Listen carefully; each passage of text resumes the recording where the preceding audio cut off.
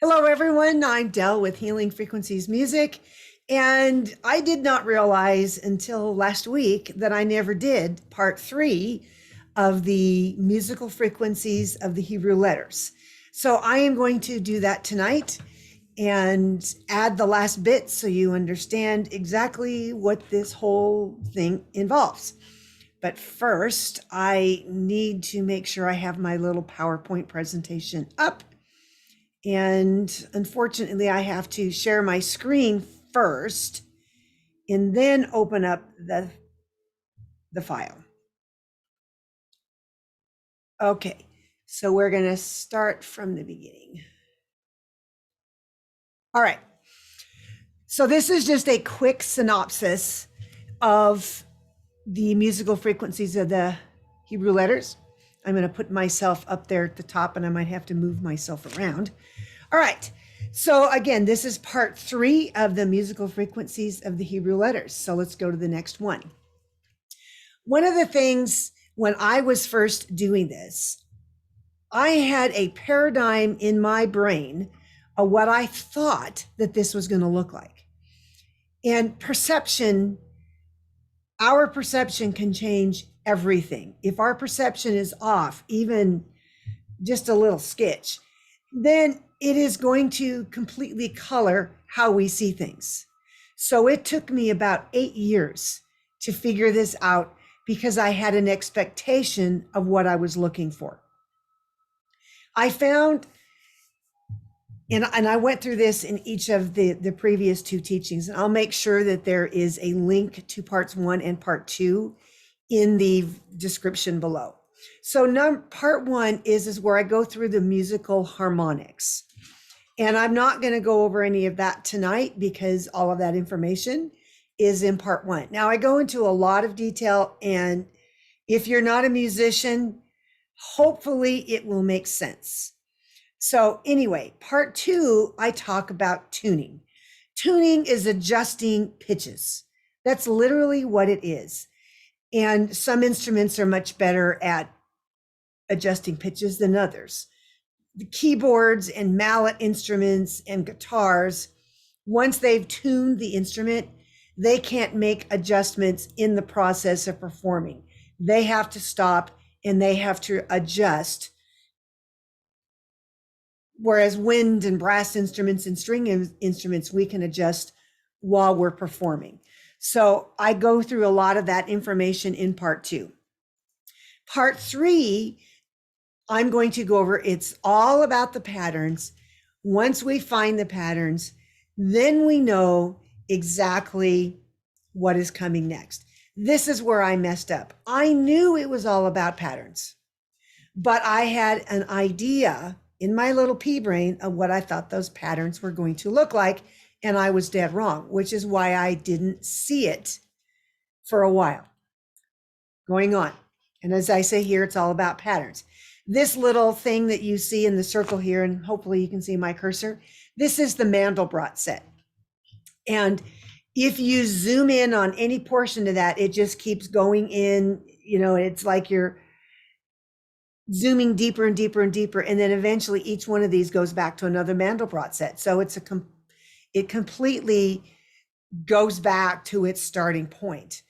And I put that up here as a precursor because that's what happens with the musical frequencies. Okay, so there are really 3 pieces to this puzzle. We're looking for the patterns. Then the second piece is the musical harmonics based on the harmonic series. And then they are keys and they're not notes. And I like to have fun with PowerPoint presentations and let the things come in. So one of the things that I realized early on is everything in nature is based off of patterns. The Mandelbrot set is one of them. You've got the Fibonacci, you've got the golden mean, pi, all of those mathematical equations, shapes, all of those things are based off of patterns. So I knew that when I was doing this, that if I found a pattern, I knew I was in the right place. I'm going to adjust my computer here for a second because it's making weird noises. All right, so the next thing is when you find a pattern, you know you have the answer. And until I found that pattern, I knew I was still looking. In Hebrew, everything circles back to the beginning. This takes us back to the Mandelbrot set. As you zoom in and you further zoom in and further zoom in, then you have another Mandelbrot set.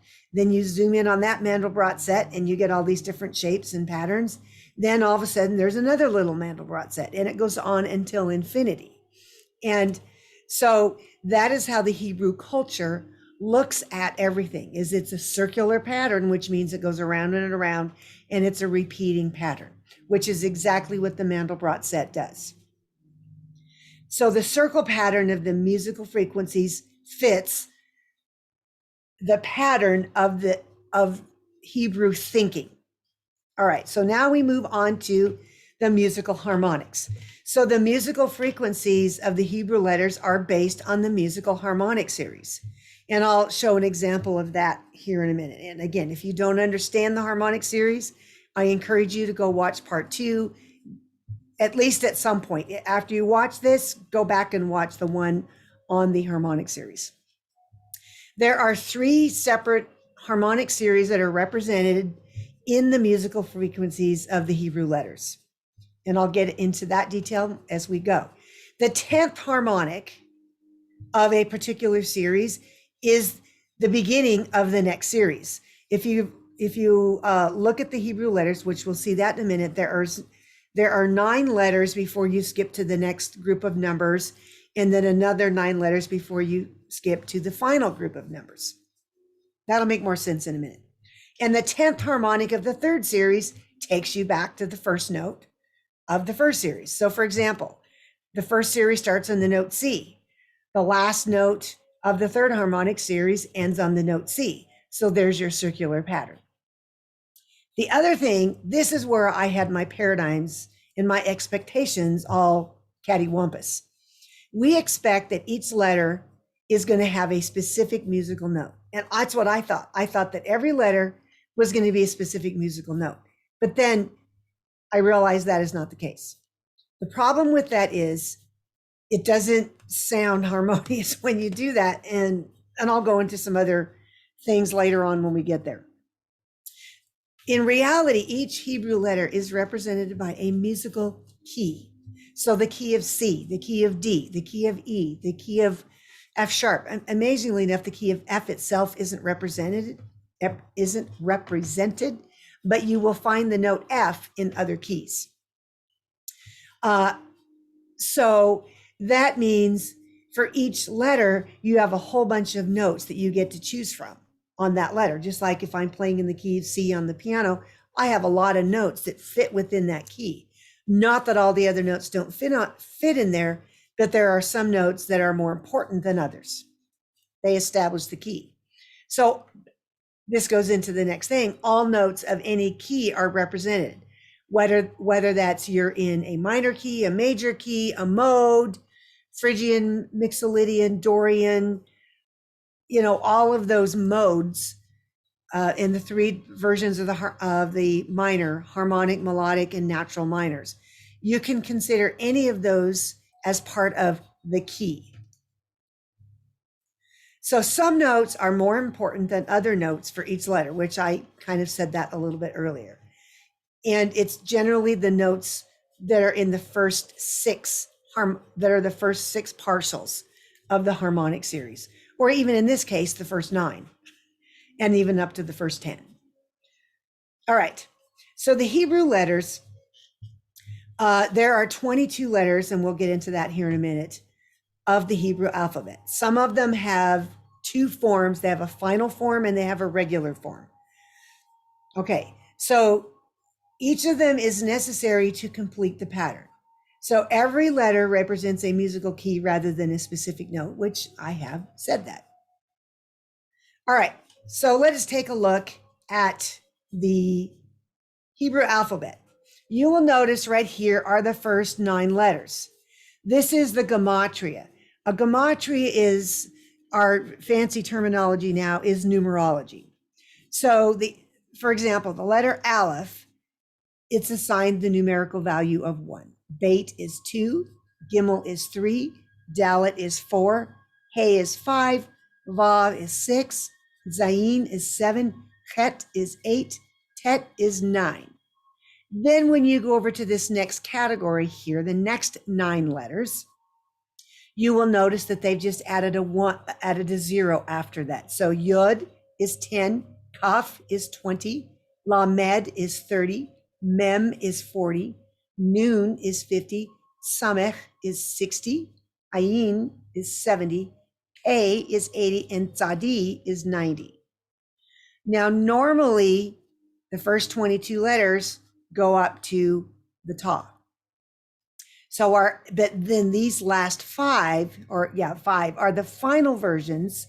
So if we look at Kaf here, the final version is a different value. Now, a lot of different forms of Gematria will basically just assign Kaf the Gematria of 20, whether it's shows up in the middle of the sentence or the word or at the end.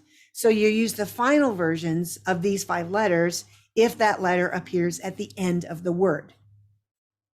But in this form of Gematria, it assigns those last 5 letters their own numbers.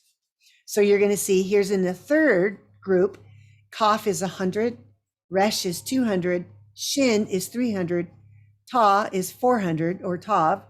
Then you have final Kaf is 500, final Mem is 600, final Nun is 700, final Pei is 800, and final Tzadi is 900. So you have your pattern. So if you remember what these numbers are, so 1 through 9, that's the Gematria or the numerology for those letters. The second group starts on 10 and goes to 90. The third group starts on 100 and goes to 900. Okay, so let me go to the next slide. Now, this is where it can get a little bit confusing, and I have to move my picture down to the bottom because you would much rather see this. Okay, I am only providing in this particular teaching the first 9, or in this case, the first 10, because the rest of it is included in a purchasable teaching, which I'll give you the information for that at the end. So if you look at the letter Aleph, here is, and it's the Gematria of 1. And I've assigned it these pitches, and you'll see why in a minute. Beit is the number 2, Gimel is the number 3, Dalet is 4, Hey is 5, Vav is 6, Zayin is 7, Het is 8, Tet is 9. The 10th harmonic, I'll let you figure that out. Well, you can tell it's the letter E. So these numbers up here refer to the distance between this one and this one. So the first or the second in the harmonic series. Now the harmonic series, every note has multiple notes in it. Some of them just sound stronger than others, and that's what makes up the timbre of an instrument or a voice. That is, they say that we each have our individual voice print. Every musical instrument is going to be different. But these are all of the harmonics. These are the first 10 harmonics that are based on the note C. So if you go from 1 to 2, you double the C. So you go up an octave higher. That we call that a perfect octave. Then you go to the next G higher. That is what they call a perfect fifth. Then the 4th harmonic, you go up a perfect 4th and you have a C again. Then the next interval, which is harmonic 5, is a major 3rd. Harmonic 6, you go up the interval of a minor 3rd, which is the note G. Then you have another minor 3rd, which is a B flat. We're going higher and higher. Then you go up a major 2nd, which is the note C. Then another major 2nd, which is D. Then another major 2nd, which is E. The higher you go up the harmonic series, and it does go till infinity, which is why you can use every note of the scale in each of these. This is just your base note. Okay, so if you look, these are the most important notes in the harmonic series, excuse me, on C. And you're going to notice that Aleph, Beit, and Het, and Dalet, all four of those letters start with the harmonic series of C. So those four notes are in the key of C. Those four letters, they all have the same notes. Okay, I mean, if you think about it, there's only 12 musical notes, but there's 27 Hebrew letters. So some of them are going to repeat. That's a given. Anyway, you will notice Zayin, it starts on here is your fundamental. There's the next one higher. So this is 1, 2, 3, 4, 5, 6, 7. So Zayin is the seventh in the harmonic series. And you're going to notice there it is, right there. It's a B flat. So these are the partials, which is, I discovered this right off the bat. I knew that the first 9 letters matched up with the harmonic series perfectly, but where I got stuck was all the letters after that, not realizing that they were 2 additional harmonic series that connected to these. And you might be able to figure that out on your own as we look at this.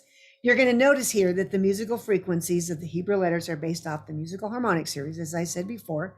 It includes the 22 main letters and plus the final 5 forms of some of those letters, which is 27 total letters, and they're based on keys rather than a specific note.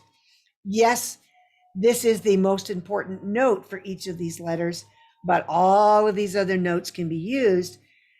But these first 10 notes are probably the most important notes in the harmonic series, or in the key of Beit, or in the key of Aleph, or in the key of Dalet, or in the key of Het, for this first group that's right here, or as you see down here in Het.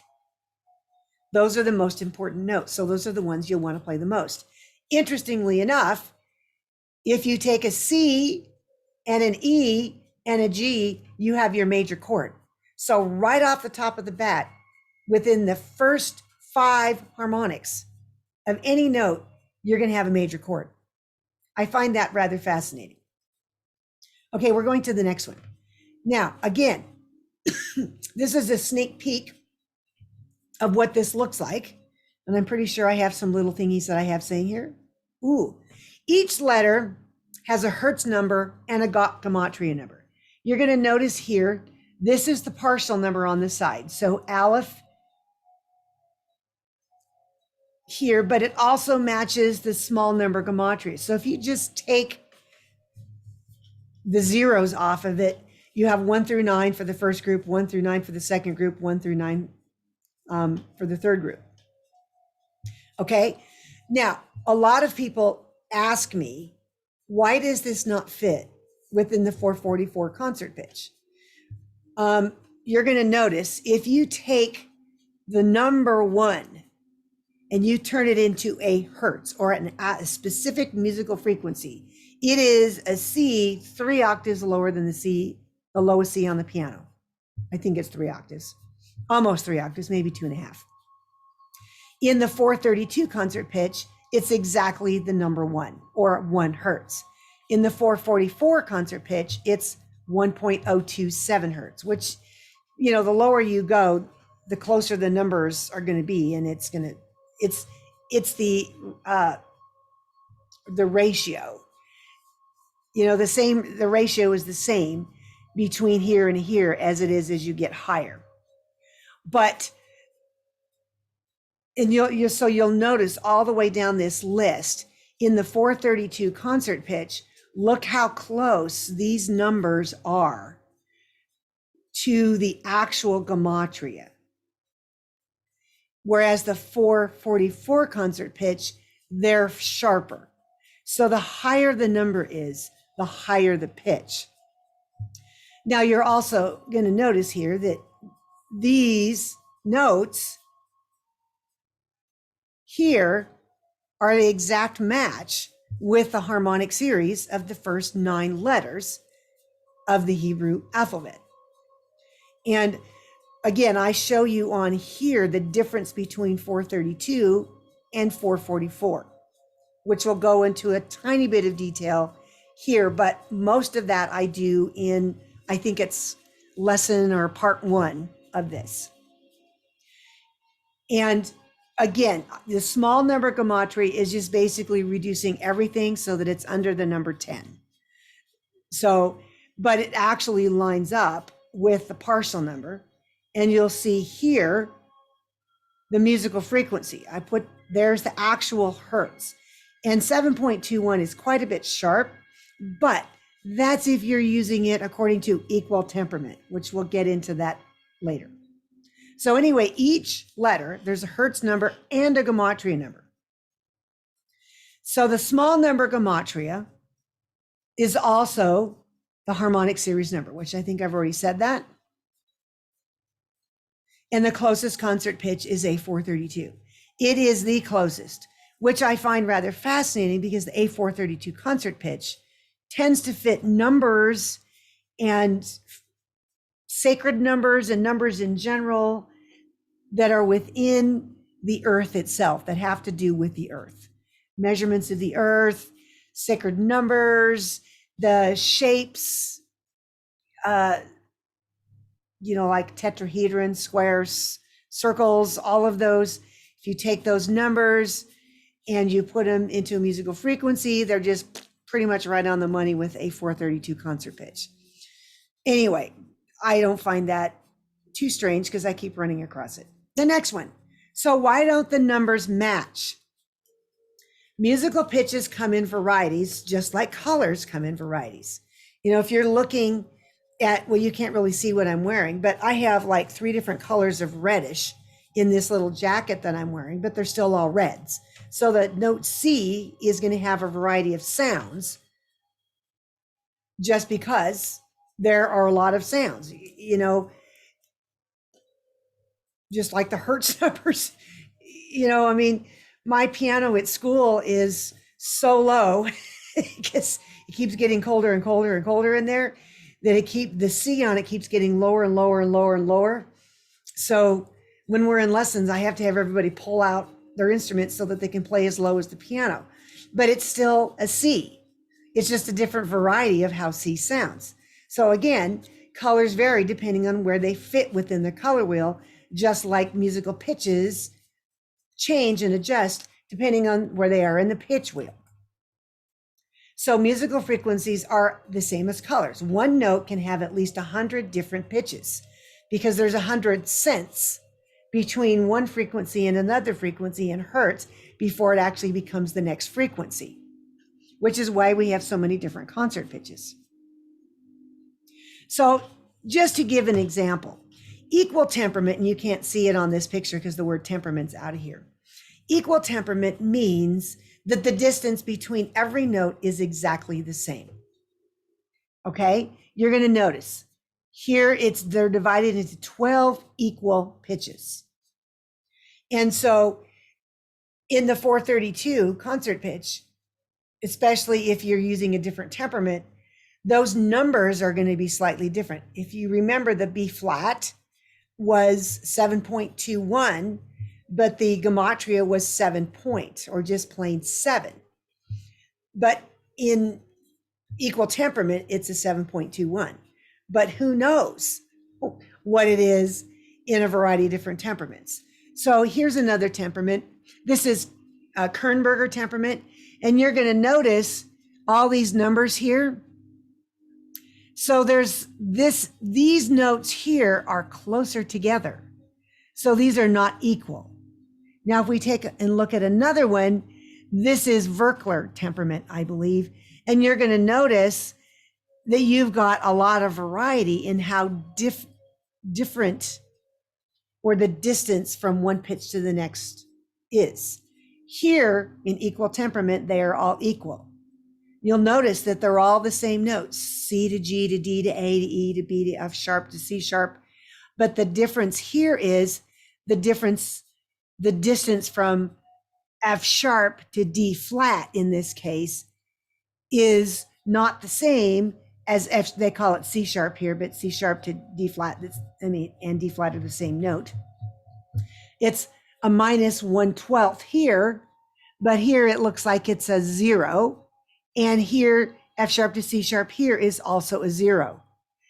From D to G in, I believe it's Verkler, is a minus 1/4. And let's see, D to G is a 0 here. Here it's a minus 1/12. Because again, in equal temperament, they're going to be exactly the same. That means for each one of these, in one of them, let's say this might be a 7.21 for a B flat Hertz. If you're way down there at the bottom end of the, below the keyboard. Here, it might be closer to 7. Here, it might still even be closer to 7. So what matters is the distance between notes to determine the temperament. So that's one of the reasons you're going to see numbers that are slightly different. They're the same note, they're just a different color of that note. Hopefully that makes a little bit more sense. So let's go back and look at these numbers again. Now, again, this is according to the equal temperament chart. But we did not have equal temperament. We did not have the ability to measure equal temperament until the middle of the 1800s, when we had measuring devices that could do it. So prior to that time, the only way people could tune was by ear. So it was never going to be an equal temperament.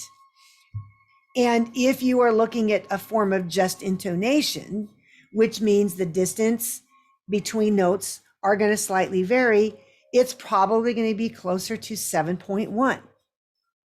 So 7.1 to 7.21 to 7 by itself are all the same note.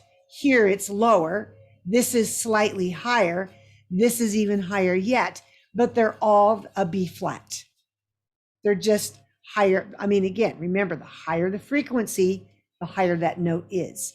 So when you look at the note name and the actual frequency here, this is in 432, this is in 444, this is the note that is assigned to all of these frequencies. I find it interesting that the harmonic series note assignment matches pretty darn close the specific gematria for that frequency. And you will notice again that they, and I think I forgot to change the thingies here. It's going to be the same ones. So again, so you're going to enter that each letter's got its own Hertz and Gematria number. Small number Gematria harmonic equals the harmonic series number, and the closest concert pitch is a 432. That's a review. I repeated the slide because I wanted to go back to it. Okay, so we're going to quickly go over musical temperament versus concert pitch. Musical temperament adjusts the distance between every note. As I said earlier, we use equal temperament, so it's going to be this exact same distance from note to note. I gave you 3 examples before: equal temperament, Kernberger, and Verkler. Those are the more common ones that were used in the Baroque and early classical era. They're going to be the same note. The colors will be different. Some notes will be sharper than other notes. So they're not going to be equal. So concert pitch adjusts every octave to match your chosen temperament. And I explain it like this. If you are in a Microsoft Word document and you decide that you want to use the Calibri font, your font is like your temperament. You choose which font you want. Or in music, you choose which temperament you want. Then you adjust all of the letters in that font, in the Calibri font, to look and match that particular font. Well, the same thing is in musical temperament. When you choose a temperament, then you have to adjust all of the notes on the 8 octaves of your keyboard or whatever, or your musical instrument. I'm a clarinetist and I can play 4 octaves. So that means I would have to adjust all 4 octaves to match whatever temperament I've chosen. The only difference is modern instruments are made to play in equal temperament. But unless you're a keyboard player or a fretted instrument player, you can still change out of equal temperament. I never play an equal temperament because I'm always adjusting pitch. So as soon as you start adjusting, you've just skipped equal temperament. So our modern standard, as I said, is equal temperament. So the distance from one note to the next note are identical. And it's that way across all 8 octaves of the keyboard. Just intonation involves changing pitches by ear, so chords are in tune. So when I'm playing with the piano as a clarinet player, I have to match equal temperament because the piano cannot change from equal temperament. So if I'm playing along and all of a sudden I realize I'm sharp, I have to pull my barrel out. Or if I hit one note, especially if I hit the third of the chord, then I have to do things with my fingers to shade the note, or I adjust with my voicing, or sometimes voicing is changing the inside of your mouth. But most of the time I can change fingerings or shade with the finger to bring the pitch down, or there are things I can do to bring the pitch up so it matches when I'm with the piano. When I'm playing with an orchestra or a band, it's going to be different yet because everybody in the room is going to do something different. And everything changes depending on the humidity and the temperature of the room. If you're a marching band, you're always going to play flat because you're outside, unless it's a super hot day. But if you live in the Northwest, you get a lot of cold days, especially during marching band season. So your instrument's always cold. So basically, it's impossible to determine a specific temperament used by the ancients. And I say this because, remember, you could not adjust temperament, or we didn't know about temperament or how to deal with it until the mid 1800s. The ancients did like the rest of us who don't understand or didn't, if you don't have a tuner to tune your instrument, you're just going to do it by ear. And you're going to sit there, guitar players, they'll get a starting pitch from a tuner or from a piano, and they'll tune the rest of the instrument to that one note. Well, what happens if you don't bring your tuner that day? Well, you just tune your instrument to the lowest note on your guitar. And everybody else in the group does the same thing. They pick one person, they tune to them. That's how the ancients would have done it. Because again, they didn't have any way of measuring it. So ancient temperaments would have followed what sounded best to the performer. It is still that way. Even though we have equal temperament as a guide, every performer is going to have a differing idea of what they like. Some people like a little bit of out of tuneness because it creates a little bit of excitement and anticipation and tension / release. And sometimes things slightly out of tune really say, okay, bring it back into tune, bring it back into tune. And then all of a sudden, when you settle into tune, then you really feel that tension and release. So Hertz numbers will be close, but they're not going to be a perfect match to the Gematria number because of temperament. So again, go back and watch the video. I believe it's either lesson 1 or 2, I can't remember now, where I actually go more into temperament. Even though I do that a little bit here too, I definitely do more of it there. And I do it in my teaching. Okay, this is a chart of the 432 concert pitch that is Pythagorean or just intonation. It's made, the adjustments are made to get rid of the Pythagorean comma. You're going to notice that when you go in octaves, you just double it. So here's the frequency, you double it, and then you get these numbers twice as high. Okay, so this is the chart that I used. If you look at that B flat, which what was a 1.7 something? No, it was 7 point something, 7.111. Remember, that was a 7.21 in equal temperament. It's a 7.1 using something that's closer to just intonation, but they're still B flats. Okay, so I'm just showing you that the numbers aren't going to be exact, but they're going to be super close. But they're they're much more closely related to the 432 concert pitch than they are the 444. All right, now let's take a look at this. So if you look at the Gematria, here we go. Here is the frequency chart. So if you've got a Gematria of 10 for the letter Yod, the Hertz is 10.125 Hertz. Now, if you're at 90, which is the number, Tzadi, 90 is the Gematria, the frequency is 91 Hertz. Now look up here at 900, which is final Tzadi.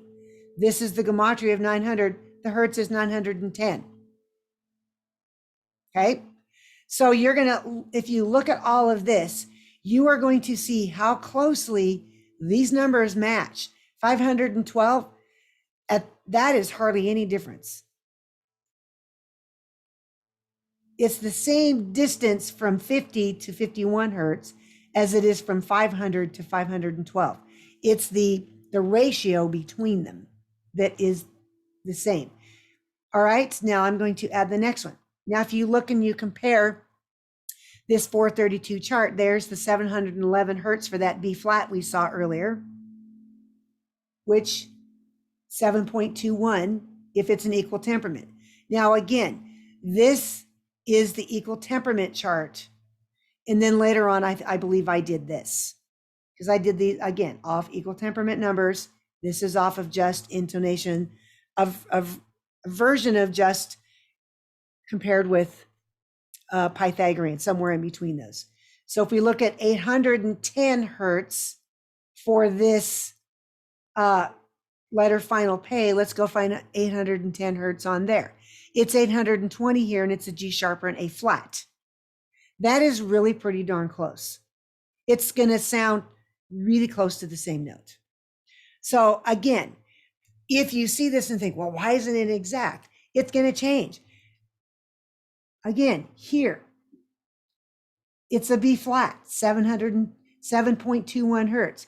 In this temperament, it's a 7.11 Hertz, but they're still the same note.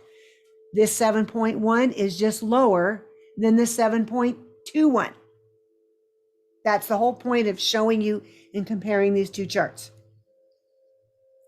So the conclusion is the musical frequencies of the Hebrew letters are based on the musical harmonic series.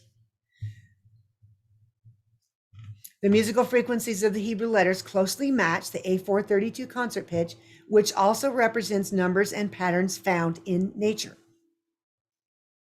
The musical frequencies of the Hebrew letters start on the note C and end on the same note, which creates a circular pattern. Well, it's not the same, it's the same note like 3 octaves higher, but you're going around the scale.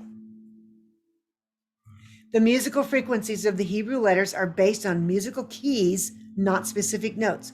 However, they can be used as specific notes as well.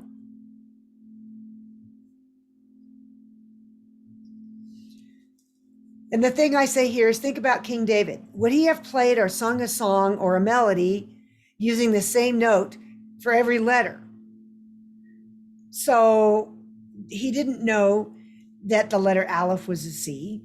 He didn't know that the letter Hey was an E and the Vav was a G. He would not have known that. So there's no way he would have even thought about this stuff. But I mean, when you're singing spontaneously, a lot of times, you're not going to sing the same thing over and over. Now, one of the things that I do pay attention to is the intervals between the notes. So for example, if you take the name Yod Hey Vav Hey, that is an E-E-G-E, or in this case, you're using a minor third. Yod Hey Vav Hey, Yod Hey Vav Hey. So you're using that interval of a minor third. So you can use intervals, you can use specific notes, and you can also use the keys. You know, for example, Aleph is the key of C. So you have all the notes in the key of C at your disposal for creating a song on the letter Aleph. All right, moving on. So I actually have a teaching, which I have done on this. It's called The Musical Frequencies of the Hebrew Letters, duh. And I have PDF and an audio teaching where I do some demonstrations of exactly what I have here. And I've included all kinds of yummy PDF charts in there, and show you how you can use it just as a specific musical frequency. Each letter is a musical frequency. And then I do another teaching where you can use it with just the keys. So if you want just the files for your own research, that includes, I think it's a 20-page teaching, which goes into some of the music theory part, because you have to understand a little bit of music theory in order to understand harmonics. So I give you both the A444 concert pitch chart. I give you the 432 concert pitch chart, and then the teaching, which is 20 plus pages. So you get that for $10. If you want the 2 audio teachings, which is an additional hour, more like hour and a half, maybe hour and 50 minutes. I can't remember. I think they're each 40 minutes long. So however long that is, 40, hour and a half, 2 hours. Math. I love math. Anyway, $25 if you want it all. All right. So for more information, I encourage you to visit the website, www.healingfrequenciesmusic.com. If you go to the shop page and then go under the teachings, then you are going to find the musical frequencies of the Hebrew letters. My email address is there. It's info@healingfrequenciesmusic. If you sign up for the newsletter, I give you a mini frequency lesson. It's about 9 months. Every 7 to 10 days, you're going to get a little mini lesson on all things frequency related. And because I'm a teacher and I want to make sure everybody reads everything, I hide freebies all the way throughout the various letters. Sometimes you have to take a survey to get the freebie. Sometimes it's hidden somewhere in the body of the letter. Sometimes it's up front. But, I have to make it a little bit of fun. And I believe that that is it. So I'm going to stop sharing. Okay.